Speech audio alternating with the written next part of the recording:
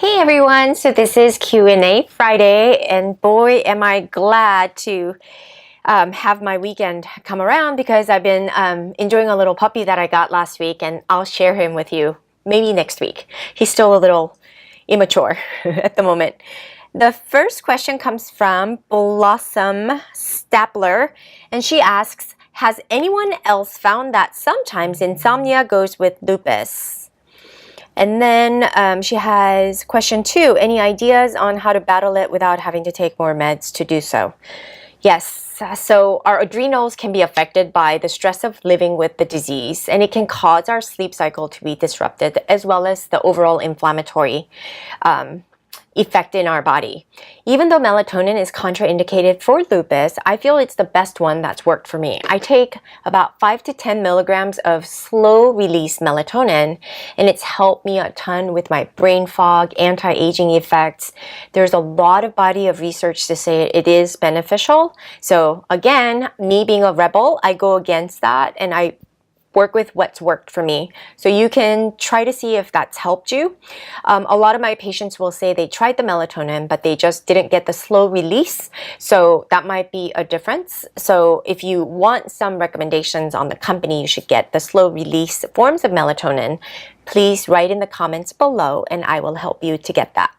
You can also take various herbals and adaptogens for sleep, and if you're interested, I can also share those links for those supplements. So please ask in the comments below. Second question comes from Victoria, and she asks, I've suffered with extreme hives for over 2 months.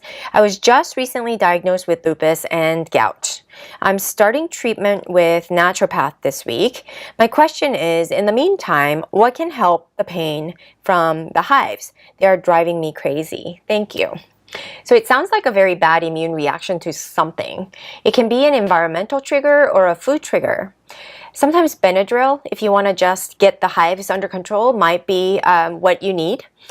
This is exactly what I had at when I first was diagnosed with lupus, a lot of hives around my face and my back and all over my limbs. I didn't know any other option but to take corticosteroids. And you know what? As vain as I was, all I wanted is for the hives to go away so other people didn't know I was sick. If I knew, though, what I knew now, today, I would follow the elimination diet to try to decrease the overall inflammatory load in my body that's sort of reacting to that something. That's probably the gold standard. And also, I would highly recommend you consider some sort of a detox protocol. We have what's called the alkaline detox protocol that takes you through a 90-day program.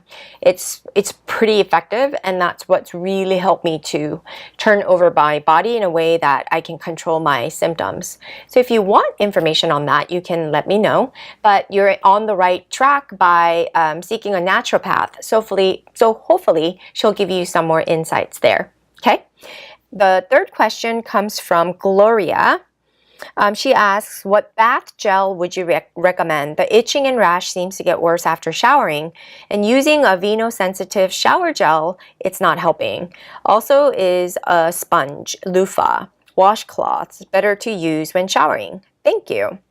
So I would recommend that you try Alba. It's called ALBA brand of shower gels. I like it because it's gentle, organic, and it's non-irritating.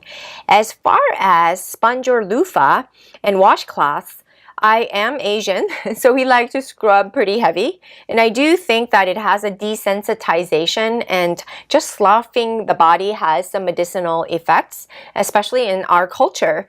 We sort of go into these heated saunas or very, very hot bath waters, and then we get the scrubbing done.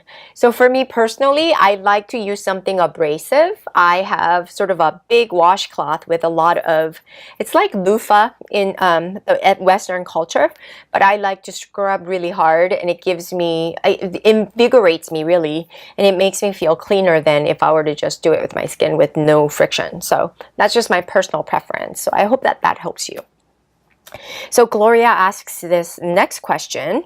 A few weeks ago, lupus-specific medicine was mentioned. What is it? And from what I remembered, it has few side effects and was specifically for treating lupus, unlike any other meds which were designed for other illnesses and used for lupus treatments. Thank you.